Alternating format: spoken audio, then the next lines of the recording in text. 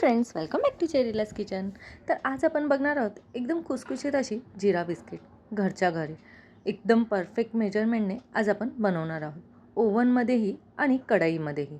तर चला वेळ न वाया घालवता रेसिपीला स्टार्ट करूया.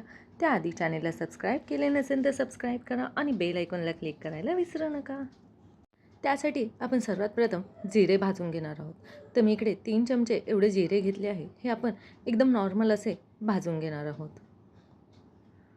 जिरे पॅनमध्ये टाकल्यावर लवकरच भाजतात. तर इकडे माझे जिऱ्याचा कलर चेंज झाला आहे.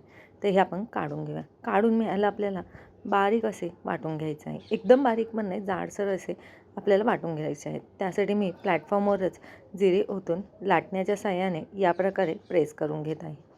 तर इकडे आपले जिरे पण रेडी झाले आहे. तर मी इकडे बटर घेतलं आहे, अमूल बटर घेतलं आहे. 175 ग्राम एवढं आपल्याला घ्यायचं आहे.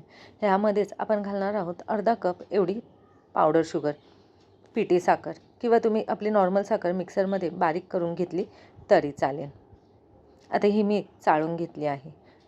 आता याला आपल्याला बीट करायचं आहे. त्यासाठी तुम्ही या बीटरचा किंवा हँड मिक्सीचा वापरही करू शकता. याने ही प्रोसेस थोडं लवकर होते. त्यासाठी मी इकडे हँड बीटरचा वापर केला आहे.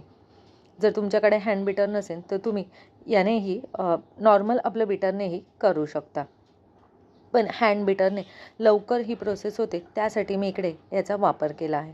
स्टार्टिंगला आपलं बॅटर एकदम पिवळं असणार आहे. ते आपल्याला एकदम व्हाईट होईपर्यंत बीट करायचं आहे. तर तुम्ही इकडे बघू शकता बॅटर किती स्मूथ झालं आहे आणि मी कशा प्रकारे ते फेटून घेतलं आहे. याच प्रकारे आपल्याला फेटून घ्यायचं आहे. याचा कलर पूर्ण व्हाईट होईपर्यंत आपल्याला हे बॅटर फेटायचं आहे. तर इकडे आपलं बॅटर रेडी झालं आहे. तर मी इकडे सॉल्टेड बटरचा वापर केला आहे. आता आपण पुढची प्रोसेस करूया. त्यासाठी आपल्याला लागणार आहे 1.5 कप एवढा मैदा आणि त्यातच आपण घालणार आहोत 1/3 कप एवढं तांदळाचे पीठ. हे तांदळाचे पीठ घरचे किंवा तुम्ही बाहेरचे कोणतेही तांदळाचे पीठ वापरू शकता. आता यामध्येच घालूया 1/4 टीस्पून बेकिंग सोडा. मी इकडे सॉल्टेड बटरचा वापर केला आहे, त्यामुळे मी 1 पिंचच फक्त मीठ घातलं आहे. जर तुम्ही अनसॉल्टेड बटरचा वापर केला तर तुम्ही यामध्ये पाव चमचा एवढी मीठ घालावे. मिश्रण सुके असताना एकदा आपण मिक्स करून घेऊया. इकडे आपले मिश्रण मिक्स झाले आहे. आता यामध्ये आपण पाण्याचा वापर करायचा नाही आहे. जे पण आपण बॅटर बनवून ठेवलं होतं ते सर्व बॅटर यामध्ये घालायचं आहे. त्याआधी आपण जे पण जिरे वाटून ठेवले होते जाडसर असे, ते जिरे मी यामध्ये घातले आहे आणि आता यामध्ये हे सर्व बॅटर मी ॲड करते आहे. इकडे आपल्याला पाण्याचा वापर करायचा नाही आहे. पूर्ण पीठ आपण या बॅटरमध्येच मळून घेणार आहोत. हे चमच्याच्या साहाय्यानेच आपण मळून घेणार आहोत. ह्याला आपण जसं चपातीचं पीठ मळतो त्याप्रमाणे पीठ नाही मळायचं. हलक्या हाताने ह्याला पूर्ण मिक्स करायचं आहे. तर तुम्ही इकडे बघू शकता मी कशा प्रकारे करत आहे. याचप्रमाणे आपल्याला पीठ मिक्स करून घ्यायचं आहे. तर इकडे माझे पूर्ण पीठ मिक्स झाले आहे. याला आपल्याला याप्रमाणेच मिक्स करायचं आहे. जर आपण हाताने मिक्स केलं तर हाताची उष्णता पिठाला लागू शकते आणि यामध्ये आपण बटर वापरला आहे. तर बटरला उष्णता लागल्याने तो जास्त पिघळतो. त्यामुळे या प्रकारे चमच्याच्या साहाय्याने याला या प्रकारे करून घ्यायचं आहे. आता हे मिश्रण आपण 10 मिनिटे फ्रीजमध्ये ठेवणार आहोत.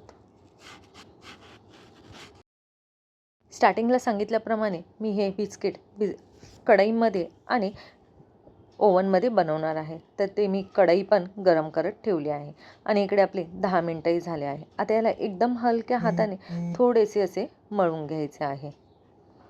तर मी इकडे मिक्स करून घेतले आहे. याप्रमाणे ह्याचा गोळा बनवून घेतला आहे आणि खाली मी बटर पेपर घेतला आहे, कारण की पीठ चिपकावे नाही यासाठी. जर बटर पेपर नसेल तर तुम्ही इकडे प्लास्टिकच्या बॅगचाही वापर करू शकता. तर तुम्ही इथे बघू शकता मी कशा प्रकारे लाटत आहे. पण वरती परत पीठ लागत आहे, त्यासाठी मी वरती परत एक बटर पेपर लावून घेते आहे. लाटण्याला पीठ लागत असल्यामुळे मी परत बटर पेपरचा वापर केला आहे आणि याला असं हलक्या हाताने प्रेस करून घ्यायचं आहे. मीडियम साईजचे आपण बिस्किट बनवणार आहोत, त्यासाठी ही लाटी पण आपल्याला मीडियम साईजचीच बनवायची आहे. या प्रकारे थोडंसं पेपर हलवून सर्व साईडने इक्वल आपण करून घेऊया. आता आपण ह्याला कट करून घेऊया. तर तुम्ही इकडे बघू शकता त्याची जाडी मी केवढी ठेवली आहे. तुम्हाला वाटल्यास तुम्ही अजून थोडी जाडी ही ठेवू शकता. मी थोडेसे जिरे भाजलेले ठेवले होते तेच वरती स्प्रिंकल करत आहे. आणि ह्याला परत हलक्या हाताने एकदा लाटणं फिरून घेऊया, जेणेकरून आपण जे पण जिरे स्प्रिंकल केले आहे ते सर्व जिरे पिठाला लागून जातील. आता हे काढून घेऊया आणि कट करूया. कट करण्यासाठी आपण चौकोनी असा आकार देऊया. त्यासाठी मी साईडचे कट्स करून घेत आहे आणि हे पीठही आपण नंतर वापरणार आहोत. तुम्ही आवडेल त्या शेपने तुम्ही बिस्किट बनवू शकता. मी इथे स्क्वेअरमध्ये बिस्किट बनवणार आहे, त्यासाठी मी या प्रकारे कट्स करून घेतले आहे. आता ह्याला स्क्वेअरमध्ये कट करूया. जर तुम्हाला राऊंड शेपमध्ये बनवायचे असेल तर तुम्ही त्या प्रकारेही बनवू शकता. तर मी ह्याला या प्रकारे कट करून घेत आहे. व्हिडिओच्या स्टार्टिंगला सांगितल्यानुसार मी आज बिस्किट आहेत कढईमध्ये आणि ओव्हनमध्ये दोन्हीमध्ये दाखवणार आहे. तर त्यासाठी मी इकडे कढईमध्ये बिस्किट ठेवण्यासाठी इथे स्टीलची डिश घेतली आहे आणि त्या डिशमध्ये आपल्याला या प्रकारे बिस्किट ठेवून द्यायचे आहे.